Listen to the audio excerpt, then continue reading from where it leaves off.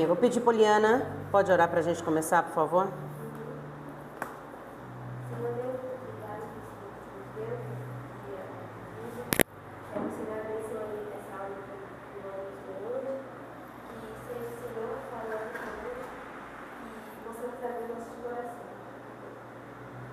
Amém.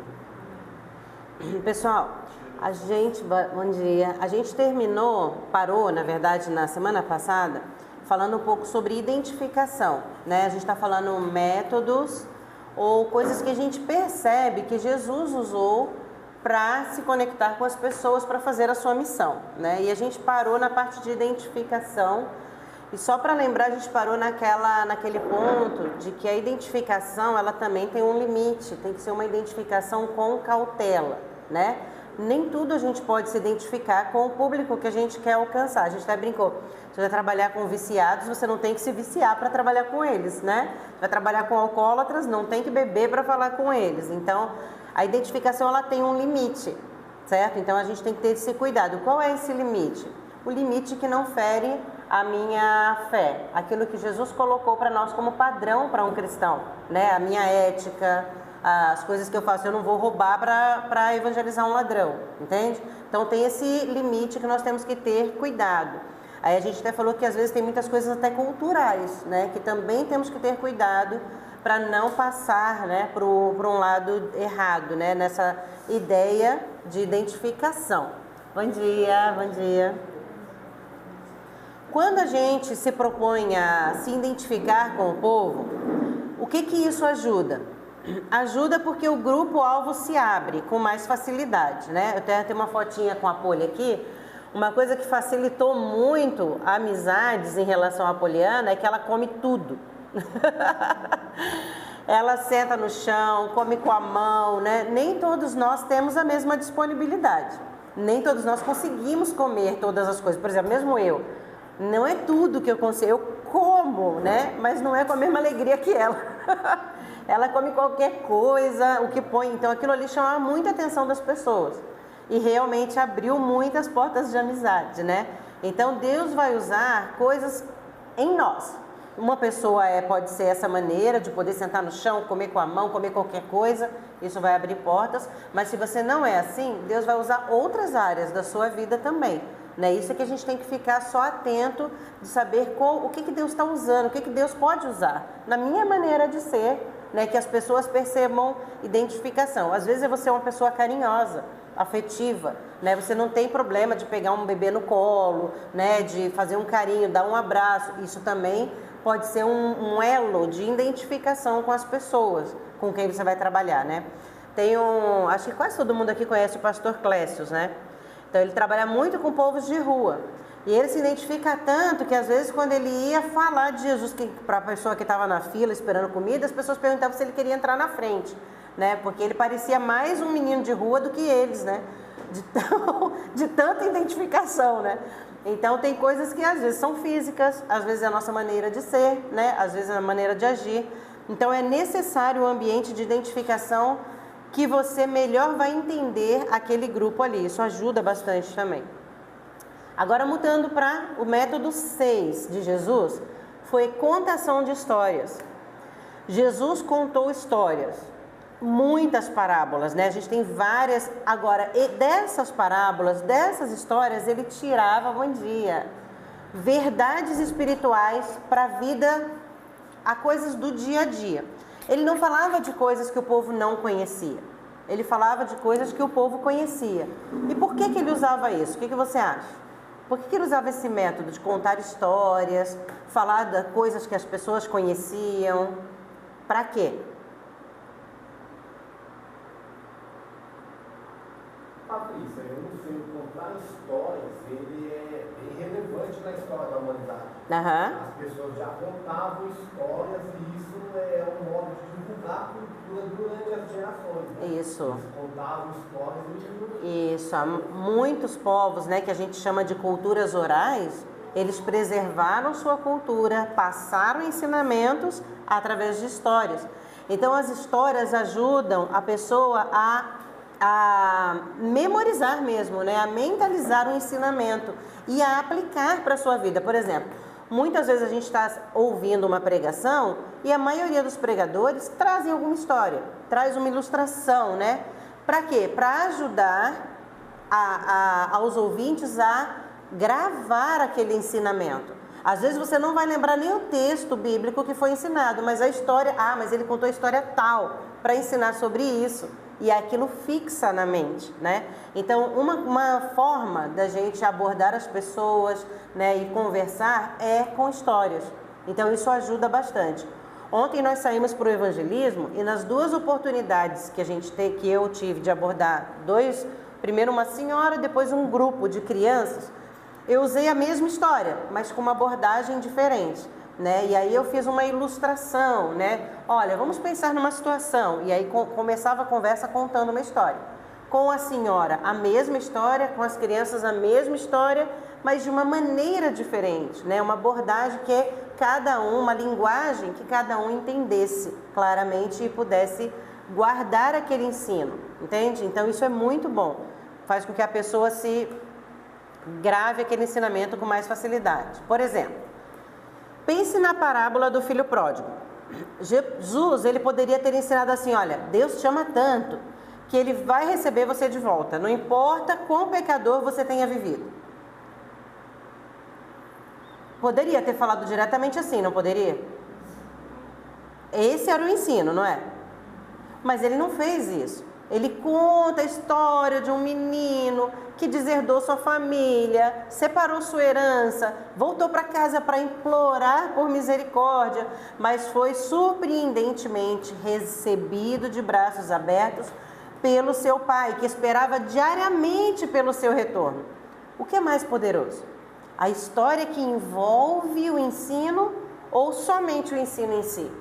Entende? Porque isso cria na nossa mente imagens, né? Imagina aquele pai ali, em pé, olhando todos os dias, com a esperança de que o filho voltasse. Isso demonstra o amor de Deus de uma maneira muito mais profunda, não é verdade? Muito mais profunda. Então, qual é a aplicação? Conte histórias. Às vezes, use histórias da sua própria vida cotidiana para ensinar verdades espirituais, verdades profundas. Então, isso tem um grande valor, é uma maneira. Outro método, mantenha o seu bom nome. Uma pessoa que tem um mau testemunho não vai ser eficiente na sua missão. Por exemplo, ontem mesmo eu estava contando para as meninas, né, ontem fomos em 3, né, no evangelismo, e eu estava contando para elas, gente, assim que eu queria conhecer a Jesus, quando eu comecei a ter interesse, eu falava assim, olha, eu posso ir em qualquer igreja, menos na igreja desse pessoal do meu bairro. Não vou de jeito nenhum, porque as mulheres eram muito fofoqueiras, ficavam o tempo todo nas ruas, sabe? Eu falava assim, elas tinham um péssimo testemunho. Então aquilo não atraía ninguém para Jesus, pelo contrário. Eu queria tanto conhecer Jesus, mas eu não tinha coragem de ir na igreja delas por causa do mau testemunho que elas tinham.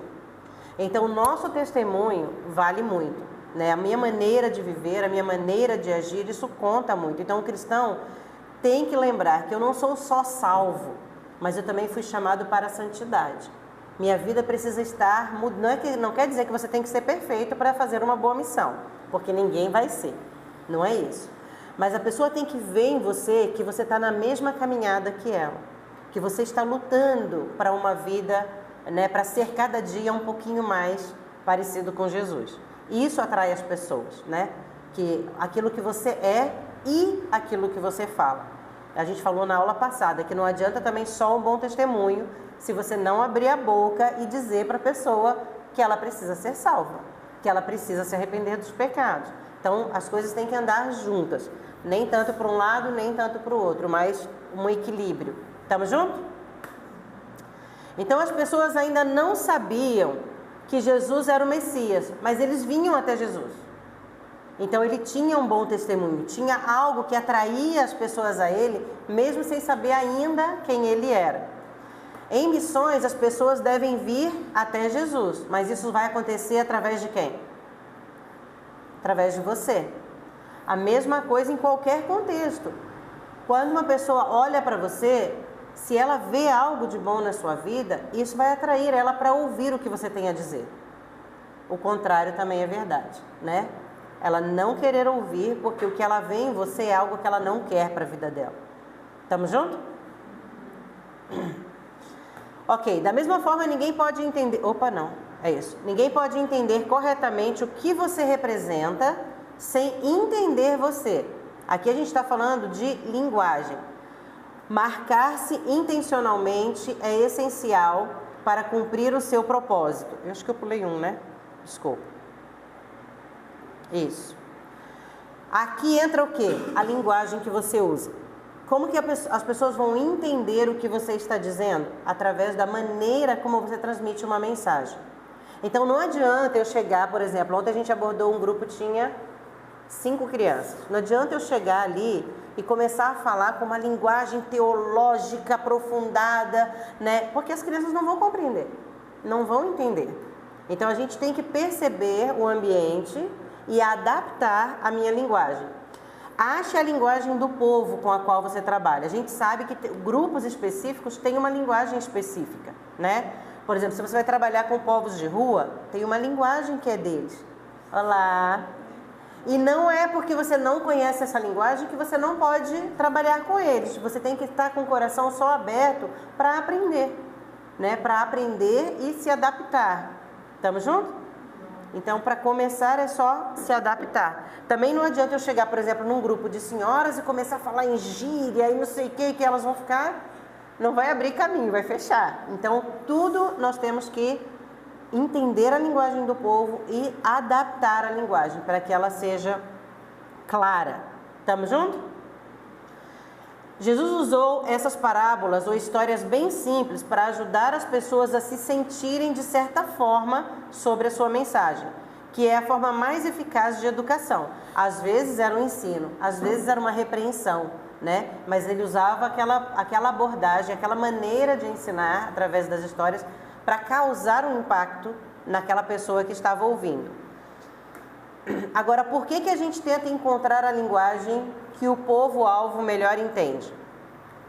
Primeiro, para ensinar. Segundo, para educar. Terceiro, e é o principal de tudo isso, é que o povo vai aprender a reproduzir. E isso é muito importante. Sempre que a gente ensina alguém, a gente tem que ter o alvo de que aquela pessoa seja capaz de reproduzir o que aprendeu. Se eu uso uma linguagem muito complicada, você pode até entender. Ou uma linguagem que não é a sua, você pode até entender, mas você pode não conseguir passar para frente. Entende? Então a gente precisa pensar nisso. Qual é a maneira que eu vou ensinar ou que eu vou transmitir a mensagem que a pessoa realmente compreenda e consiga passar adiante? Isso é discipulado, né? O discipulado é fazer com que a pessoa com a qual você está abordando, que você está alcançando, que ela seja capaz de multiplicar. Preparar a pessoa para multiplicar. Eu até coloquei umas fotinhas aqui da nossa turminha, né? A gente tem aqui, ó, aqui é a minha cunhada, né, que está falando com as crianças. Aqui a gente tem o Champlino, está falando aqui no grupo, e aqui sou eu, mas sempre usando uma linguagem que eles recebem e conseguem reproduzir em seguida. Com as crianças, a gente faz muito isso também. A gente faz todo o ensinamento e tal, e a gente sempre tem uma parte bem pequenininha que a gente dá como o objetivo e como propósito de que ela tenha, durante a semana, ela tem que reproduzir aquilo ali. E isso foi uma estratégia que a gente usou desde o início do trabalho com as crianças e multiplicou muito, porque a tarefa delas era, olha, semana que vem nós vamos perguntar quem conseguiu reproduzir, não a lição inteira, mas uma partinha pequena que a gente coloca como alvo, para alguém. Pode ser para sua família, pode ser para um amigo. Na semana seguinte, os amigos estavam lá. Na outra semana, os amigos vinham também, porque eles gostavam de ouvir do amigo algo tão importante. Muitas vezes a gente é parado nas ruas pelos pais, né? Acontece sempre. Aí eles falam assim, olha, o meu filho está ensinando a Bíblia para mim. Não sabia que ele podia aprender tanto assim, agora ele já sabe mais do que eu. Eu não falo isso para ele não, mas ele já sabe mais do que eu. Então é legal ver isso. Por quê? Porque na tarefinha que eles levam para casa, tem que ser essa linguagem da criança, para que ela consiga reproduzir. E você vai adaptar isso para o seu público, as pessoas que você tem contato. Falar de uma maneira que aquela pessoa consiga reproduzir, ok? Outro método. Toda a análise do trabalho de Jesus exige saber que ele incluía o quê? Mas não é uma parte muito importante isso, é? Oração? Hein? Uma vez que você já sabe todas as técnicas, todo o conteúdo, precisa orar, gente? Hein? Precisa, né? Até no evangelismo que a gente tem feito aqui, a gente tem procurado isso. A gente ora antes de sair, sempre. E no retorno, a gente tem ali uns 5 minutinhos. Cada um compartilha rapidinho a sua experiência. E nós oramos pelas pessoas que ouviram. Lembra que a palavra diz, numa parábola que Jesus contou, sobre as sementes caindo nos campos? Uma delas cai num lugar e tal, aí vem Satanás e arranca, né? E aquilo ali não produz nada. Então a nossa oração tem esse objetivo também, porque a gente sabe que o evangelismo, que missões, é um trabalho espiritual. Então a oração, primeiro, nos leva a cada um de nós a se comprometer com a pessoa com a qual a gente pregou, porque a gente está se envolvendo além de só falar. A gente está se envolvendo com ela nessa batalha, nesse nível espiritual. Quando a gente ora para que aquela palavra... A gente reconhece que quem faz a obra é quem? É Deus. Porque na oração você está dizendo, Deus, eu fiz a minha parte, mas se o Senhor não agir, não vai adiantar de nada, né? E a terceira parte a gente declara que o poder é todo dele. Satanás pode tentar o que quiser, mas uma vez que Deus derrama ali o seu espírito e faz a pessoa compreender a palavra, o fruto que Deus preparou ali para aquele dia vai acontecer, né? Então, oração é muito importante. Mostra a nossa dependência de Deus em tudo que a gente faz e traz glória a Deus. Porque tudo que a gente fizer, seja evangelizando perto, evangelizando longe, a glória precisa ser de quem? Deus. Precisa ser de Deus. Se eu tiro a oração disso, a glória vem para mim. Porque eu estou dizendo que eu sei como fazer, que eu consigo fazer. E a gente não consegue sem ele. Então, oração é muito importante.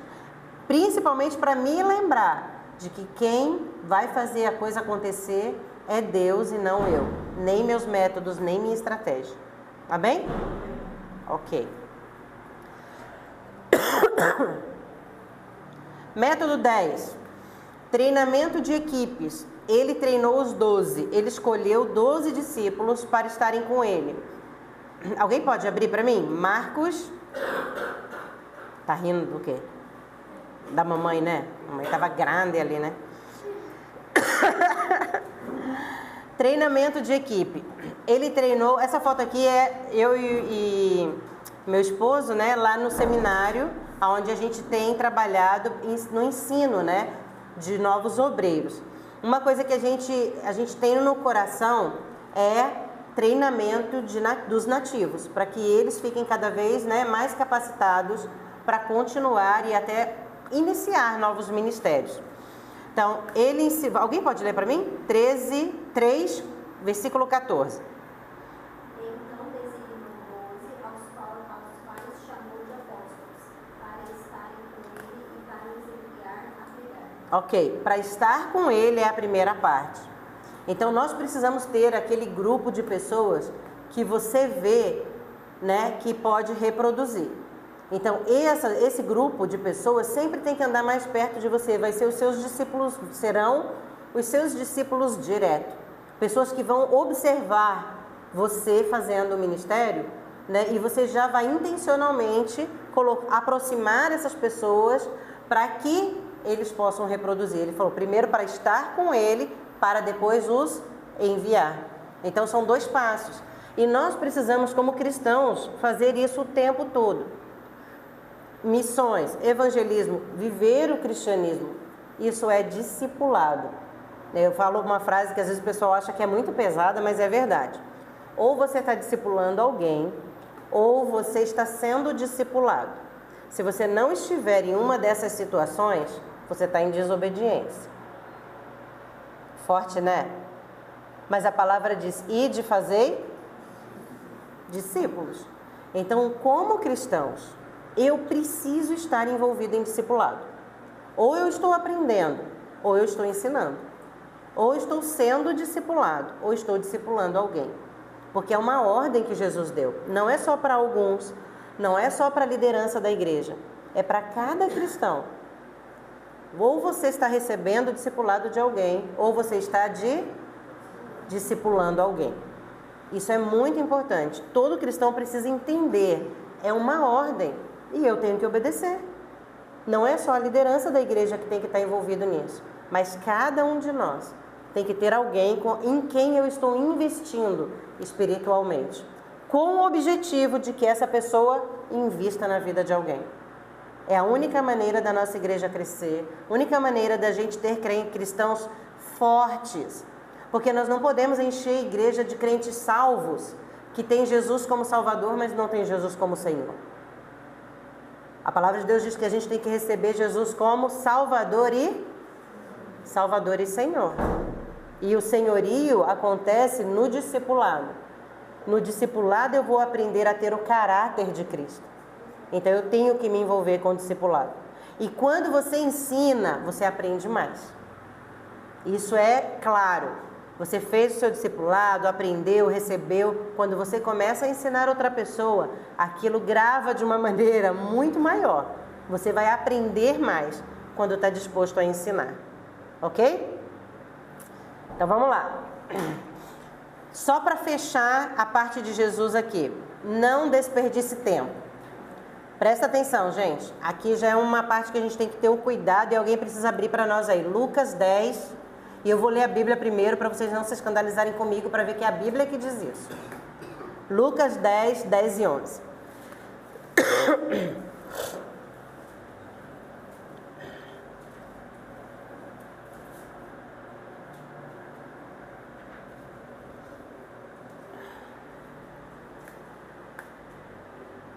Ok? Alguém pode ler para mim?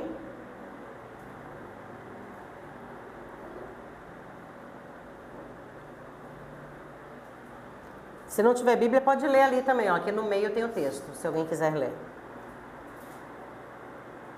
Quando você está em uma cidade e não for bem-vindo, vá às suas ruas e diga: até o pó da sua cidade nos limpamos de nossos pés com um aviso para você. Ok. Nós precisamos estar em comunhão com Deus de uma forma tão profunda para perceber quando é hora de tirar a mão. Porque tem esse momento também. Afaste-se daqueles que não estão com fome espiritual. Porque o diabo usa muito isso aqui para nos fazer perder tempo na missão. Você está investindo em alguém. Não estou falando em oração, viu, gente? Oração você tem que ficar orando o resto da vida pela pessoa que não tem Jesus. Mas você tem que alimentar pessoas que estão com fome espiritual. Às vezes você insiste numa pessoa que está aqui, tem o outro pedindo ajuda e você nunca vira para o outro lado. Porque enquanto esse aqui nos converte, você não dedica tempo para outra pessoa. Tem uma hora, tem esse desenho aqui, né, da pérola aos porcos. Às vezes a gente insiste, mas aquela pessoa decidiu e ela não quer. Ali, continue em oração. Mas investe o seu tempo e o teu esforço aonde você percebe que existe fome espiritual. Isso é muito importante. Continua orando por aqueles que estão fechados, mas investe. Chega um momento que você tem que ir adiante. Começar a investir em pessoas que têm fome espiritual. Ok? Então isso é muito importante. Aqui a gente fecha a estratégia de Jesus e a gente entra na estratégia de Paulo, ok? Não vamos terminar hoje, mas vamos iniciar.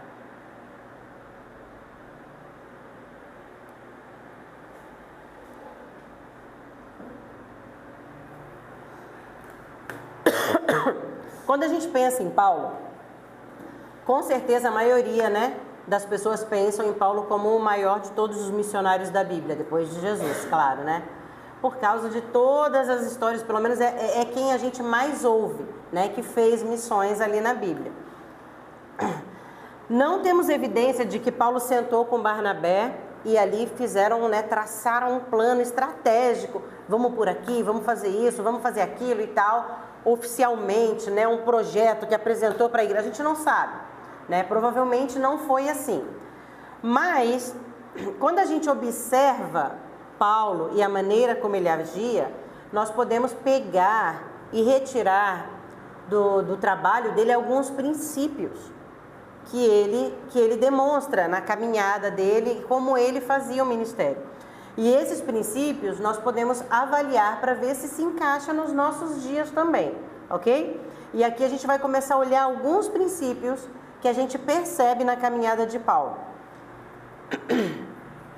No seu trabalho missionário, Paulo fez da plantação de igrejas uma prioridade. Paulo entendeu que se ele não estabelecesse igrejas, se ele não estabelecesse grupos espirituais de apoio um ao outro, o evangelho se perderia, acabaria. Então a igreja é um alicerce para que a palavra se fortaleça e se espalhe.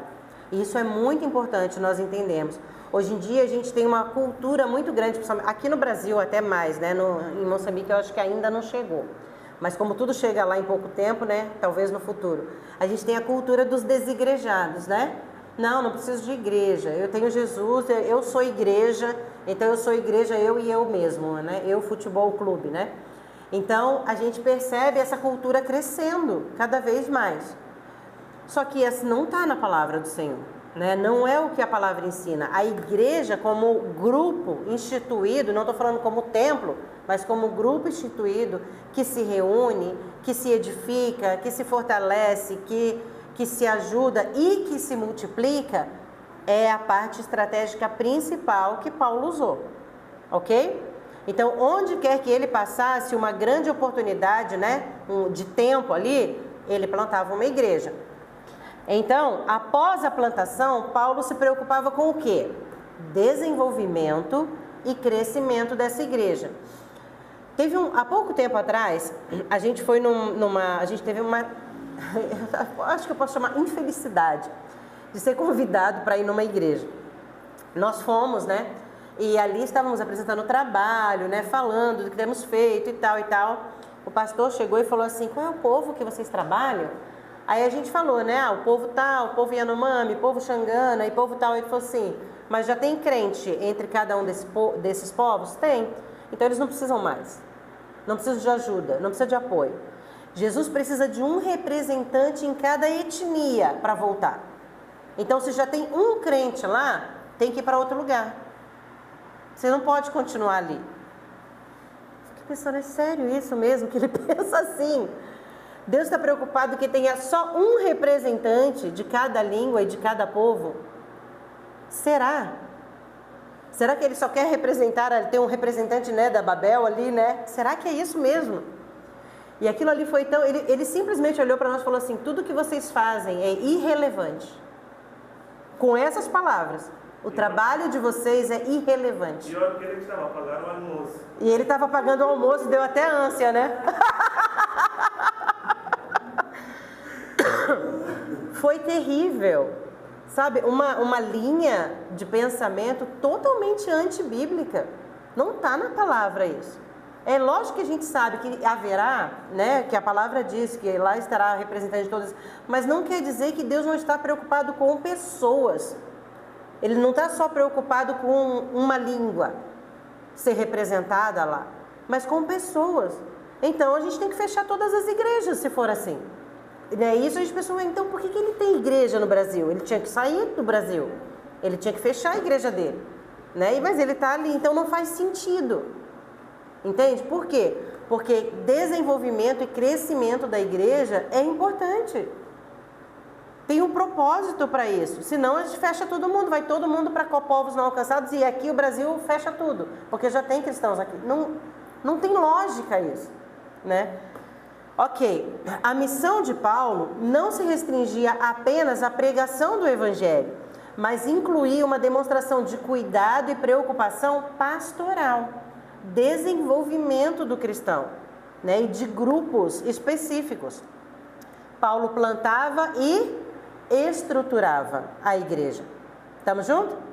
Isso é muito importante. Alguém lê para mim aqui essa frase que tem ali. Ele não Estava satisfeito com apenas plantar igrejas, mas estava interessado em nutri-las constantemente com a palavra de Deus através do ensino, aconselhamento e escrita de cartas e exortações éticas. Ok, alguém abre para mim só um texto aqui. Atos 15, 36, por favor. Primeira pessoa que abrir, pode ler. Atos 15, 36.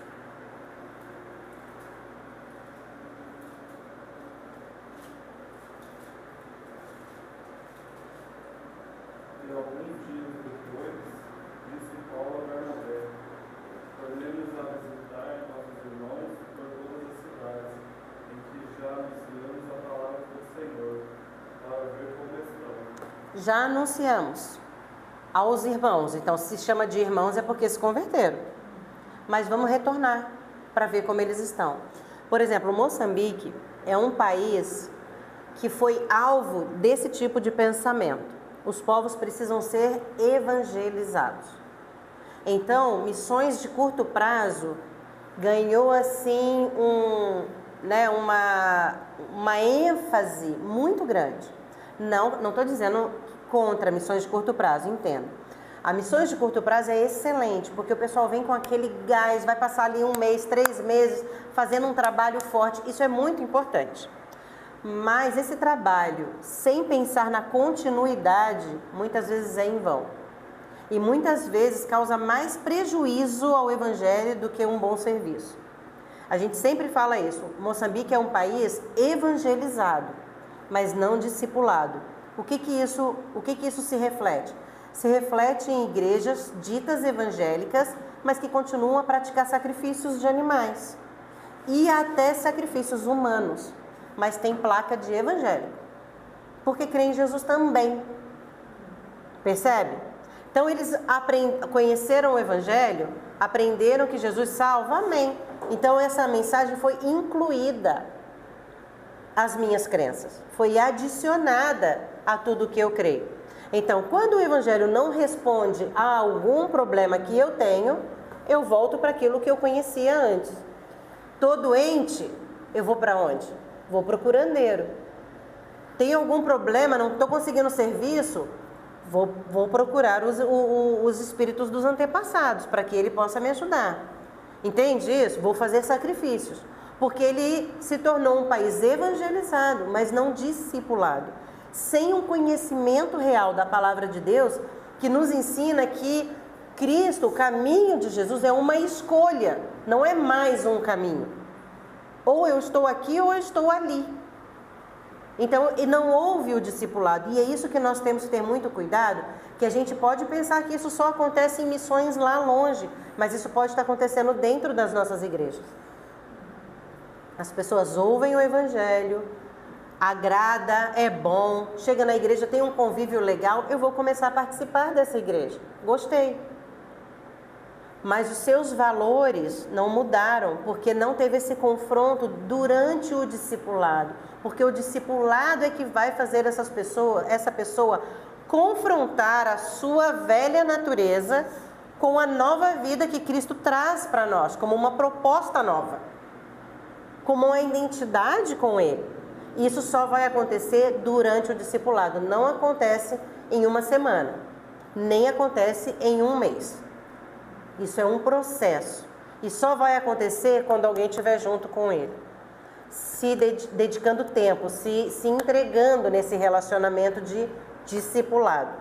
Mas eu não sei discipular, eu não sei como acompanhar alguém, então pede para a pessoa que te ajudou a te ensinar. Me ensina como é que eu faço, eu quero me envolver com alguém também. Estamos juntos? A gente não pode ser igual o Mar Morto, né? Só recebe água.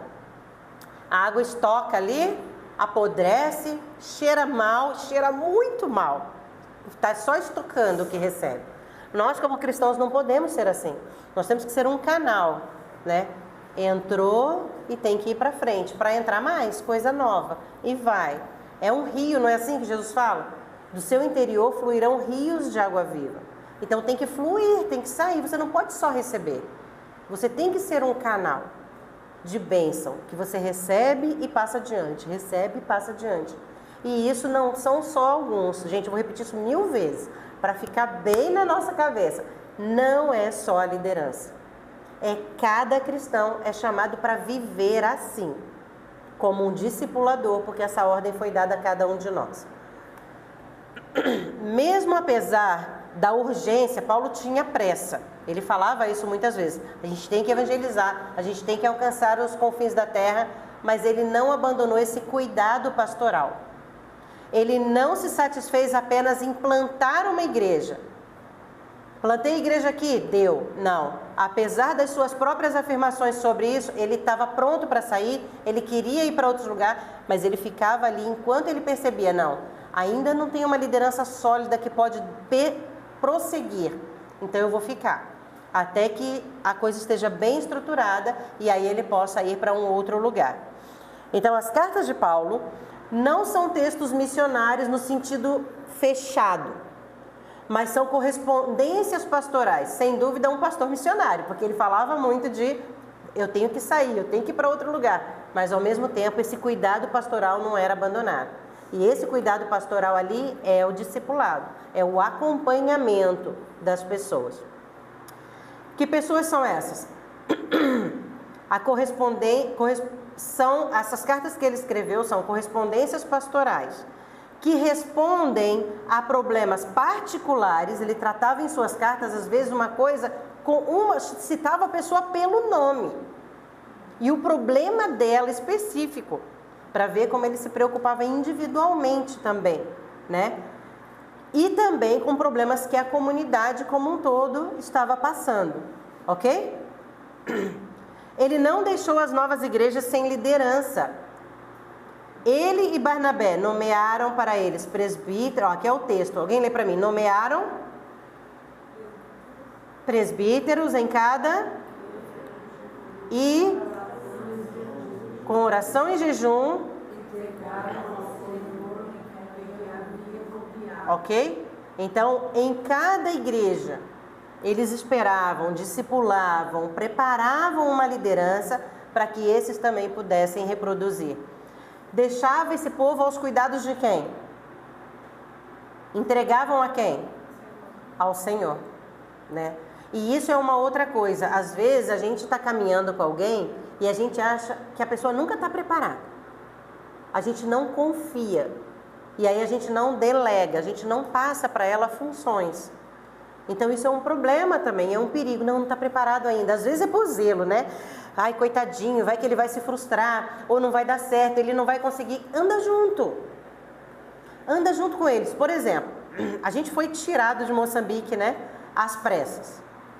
E nós tínhamos já feito uma reunião com a liderança que nós íamos começar grupos específicos para adolescentes. Porque o que acontece? A gente tem um trabalho muito forte com crianças. E o nosso alvo era ter crianças de 5 a 12 anos naquele horário dos sábados. E aos domingos a gente ia então focar de 13 em diante, né? Os maiores, porque não cabe, a gente tem um espaço que não cabe todo mundo. Graças a Deus, né? Porque o grupo de crianças tem quase 300 crianças. Então não dá para juntar todo mundo no mesmo lugar ao mesmo tempo. Então a gente decidiu juntar uma turma no sábado e outra no domingo. Tudo bem. Mas o que nós percebemos? Quando as crianças chegavam naquela idade de 13 anos, elas não queriam transitar, não queriam passar para o domingo. Então muitas paravam só de vir, porque a gente insistia, olha, agora você está na idade de ir para o domingo, né? Vai para o culto domingo, que agora você já tem 13 anos e tal. E nós estávamos perdendo muitas crianças nessa transição. E aí começamos a orar por isso. Senhor, o que a gente pode fazer para integrar essas pessoas à vida da igreja no domingo? Porque elas estão já nessa fase, né? De passar. E no sábado estava se tornando uma coisa assim, já não cabe mais. A gente tinha jovens de 17 anos vindo no culto infantil, porque não queria vir no domingo. Eles tinham uma identificação tão grande ali que não queriam. Então a gente fez duas coisas. Primeiro, chamamos essa turminha de adolescentes e fizemos um treinamento com eles de liderança. E aí perguntamos quem queria se envolver como professores auxiliares no Ministério Infantil. E ali foi uma grande turma. E aí então o que a gente começou? Colocou em cada grupo. Vocês vão ser responsáveis por fazer chamada. Vocês vão ser responsáveis por entregar, se tem algum estudo, distribuir o estudo. E vocês vão observar. Vocês são professores em treinamento. Aí já mudou, né? Agora sim. Então, primeira coisa, a gente não perdia aquela turminha e trazia eles então para o envolvimento do que estava acontecendo ali. E eles já sabiam a dinâmica, cresceram ali no ministério. Já tem alguns que estão há já 5 anos com a gente nessa caminhada do culto infantil. E a segunda coisa, nós então queríamos iniciar um grupo de estudos só para eles, para que eles pudessem receber algo voltado para a linguagem, para a idade deles. Então vamos começar uma célula, porque assim eles vão ter um grupo de identificação que eles vão poder também, ok, só que a gente teve que sair e não pudemos começar a célula. O que a gente fez? Agora, durante a semana, eu chamo 3 moças que foram minhas discípulas, eu discipulei a elas, faço o estudo bíblico com elas e cada semana uma delas repassa na célula para as crianças enquanto eu estou junto, ajudando no que é necessário. Mas elas não estavam prontas. Não, sem esse apoio não estariam. Mas agora, olha, durante a semana eu já marquei. Quarta-feira, Rosalina, vamos fazer o estudo juntas, e você pode reproduzir no sábado e eu vou estar junto com você. Mas você vai estar à frente, tudo bem? Tudo bem. Então é uma maneira de você ir passando a coisa para alguém sem esse medo de, mas ela não está pronta, né? Porque você está junto. Primeiro você faz junto, ela treina com você, né? E depois ela faz com a sua supervisão. Você vai observando até o ponto de que você já pode estar em um outro grupo e ela assumir aquele ali. E ela reproduzindo com mais alguém. Essa ideia de multiplicação, mas ela tem que ser intencional. Ela não vai acontecer do nada. Porque é muito confortável. A gente já tem o líder, já tem o pessoal ali recebendo, pronto. Pode ficar assim por décadas. E isso é um problema. Porque se a igreja não cresce, não se reproduz liderança, a igreja vai diminuindo. Pode crescer de repente, mas daqui a pouco começa a diminuir. Ou a gente vai ter assim um grupo de sanguessuga, né? Só recebe, mas nunca reproduz. E o líder não vai aguentar por muito tempo. Entende? Lembra de Moisés? Que o sogro dele chegou e deu aquele conselho? Precisa dividir. Olha ali e divide, põe líderes de grupos. Então nós precisamos ser intencionais nisso. Sempre ter ideia, eu tenho que passar para frente o que tenho aprendido, com a intenção de que aquela pessoa consiga aprender de maneira que ela também reproduza. Estamos juntos até aqui? Em sua missão, Paulo estava comprometido. Estou de olho na hora aqui, mas ainda temos uns minutinhos. Em sua missão, Paulo estava comprometido com a conversão do quê? Das famílias. Alguém abre para mim. 1 Coríntios 1:16. Ele foi a lugares como Corinto, Éfeso, Filipos, Antioquia da Pisídia, onde sua herança judaica e romana era uma ferramenta para uma rede de relacionamentos. Aqui o que ele está usando? Nessa situação, a identificação. Tinha algo que ele tinha na sua história que trazia identificação com aquele povo. Então, aqui nessas situações ele estava usando, mas com um propósito, que eram as famílias. Vamos ler? Primeiro quem abriu, por favor. 1:16.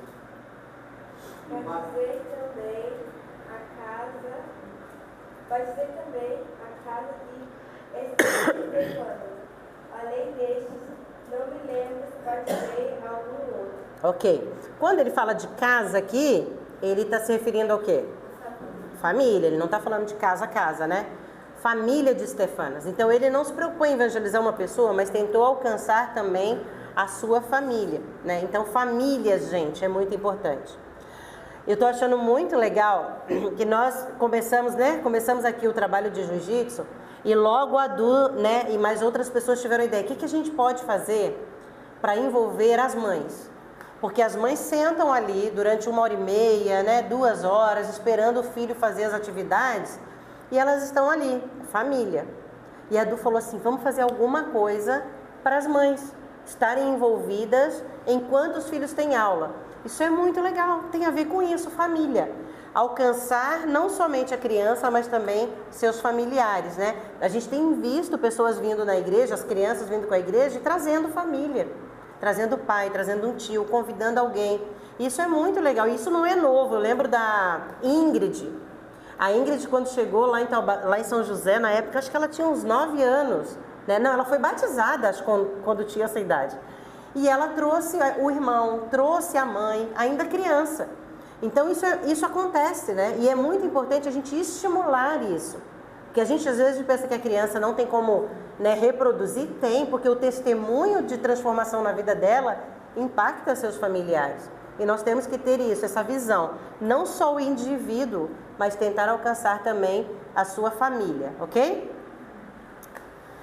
Paulo procurava atingir primeiro os grandes centros nas províncias que ainda não haviam sido evangelizadas na sua missão. Então isso também era uma estratégia de Paulo. Grandes centros que ainda não ouviram, e a partir deles a gente vai até os confins da terra. Às vezes a gente pensa que a gente está num lugar onde todo mundo já ouviu.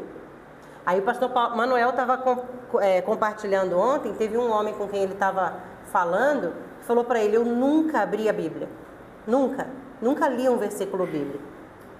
Eu nunca ouvi. Aí o pastor começou a falar da salvação para ele, ele falou: não. Assim, né? Eu nunca ouvi. Eu fui ler sobre isso pela primeira vez quando eu tinha 16 anos. E eu não estava lá na roça, estava ali no São José dos Campos. Ninguém nunca tinha me explicado mesmo como eu podia ser salvo. E às vezes a gente pressupõe que todo mundo já ouviu, que todo mundo foi evangelizado nos grandes centros. E a gente tem que ter atenção. Muitas pessoas não ouviram, pelo menos não de forma completa, ao ponto dela poder tomar uma decisão. Então nós temos que abrir os nossos olhos para isso, né? E a nossa boca também. Tem pessoas ao nosso redor que nunca foram evangelizadas de verdade, ok? Isso é muito importante. Paulo e sua equipe plantavam igrejas, essas igrejas eram como sementeiras, né? Ou igrejas mães. A partir daquela igreja ali, o evangelho poderia ser espalhado para as cidades e vilas ao redor. Então isso é muito importante. Paulo não tentava evangelizar totalmente o mundo gentílico, porque ele sabia que não ia, se você esperar todo mundo ali se converter para focar no outro lugar, não vai acontecer. Não vai acontecer, porque nem todos vão se arrepender, nem todos vão se converter. Mas ele contava com a obra evangelizadora das comunidades que ele estabeleceu para dar continuidade à missão. Eu tenho um grupo, eu formo uma liderança forte que vai reproduzir e esses vão reproduzir. Então aqui é a maneira da coisa se espalhar, sempre pensando em multiplicadores, pessoas que vão reproduzir aquilo. Estamos juntos? Ele queria plantar igreja em novos locais, fronteiras para o evangelho. Sempre foi minha ambição, Romanos 15, 20, Paulo vai falar. Sempre foi minha ambição fazer o quê? Onde Cristo? Então, até que todos o conheçam, né? Muitos não vão se render, mas o que a gente precisa é dar a oportunidade de tomar uma decisão. Mas ele não era um missionário despreocupado que ia despejar folhetos e seguiria seu caminho. Isso é outra coisa muito importante. A gente confunde aproximar as pessoas do contato com o evangelho de ser evangelizada. Tem diferença. Quando você entrega um folheto, você dá a oportunidade para a pessoa para ler sobre o evangelho. Mas isso não quer dizer que aquela pessoa foi evangelizada. Não foi. Aquela pessoa não foi evangelizada quando você entrega um folheto. Ela é evangelizada, a fé vem pelo ouvir a palavra a respeito do Salvador. Ela precisa compreender os passos a respeito da salvação. Quais são os passos? Vamos lá. Primeiro passo, Deus me ama. Por isso que Ele nos criou, para ter comunhão. Qual é o segundo passo? Algo atrapalhou a história. O que atrapalha a história? O pecado. Ontem eu estava falando com uma vovozinha, ela falava assim, mas o que eu tenho a ver com isso se foi Adão e Eva que pecou, não fui eu? Tem razão, foi Adão e Eva que pecou, não foi você. Mas vamos parar para pensar em você? Desde que a senhora nasceu, a senhora escolheu não pecar, né? Porque até hoje a senhora não cometeu nenhum pecado. Ah, não é bem assim, né? A senhora já mentiu? Muito eu. Então, vamos falar do seu pecado, não do Adão e Eva? E aí a gente continuou a conversa, entende? A pessoa precisa, né? A gente teve esse treinamento falando, a pessoa precisa reconhecer que ela é pecadora. Então, primeiro o amor de Deus, Ele nos fez para ter comunhão. A pessoa precisa reconhecer que ela é pecadora. Nós precisamos falar que, apesar do pecado, Deus continuou amando. Porque Ele continua amando, Ele vem resolver esse problema porque a gente não consegue resolver sozinho. Então Ele vem, dá a vida por nós. Aí eu vou falar sobre quem? Qual pessoa aqui? Jesus, a sua morte na cruz. Então, se eu reconheço que Ele morreu por causa do meu pecado, não pelo pecado dele mesmo, então eu posso pedir perdão. E aí Ele pode vir me limpar, me perdoar, ser meu Salvador. Mas Ele também tem que ser meu Senhor, eu tenho que viver uma nova vida. Agora eu tenho que abrir espaço para o Espírito Santo que vem morar dentro de mim, me ensinar a viver de uma maneira diferente. 5 passos, pronto. A pessoa vai ter a chance de tomar uma decisão. Podemos fazer isso em 5 minutos. Entende? E às vezes 5 minutos é suficiente. Vão ter outras situações que vai precisar um pouco mais. 20, 30, não é problema. Se é possível, a gente faz em 30 minutos.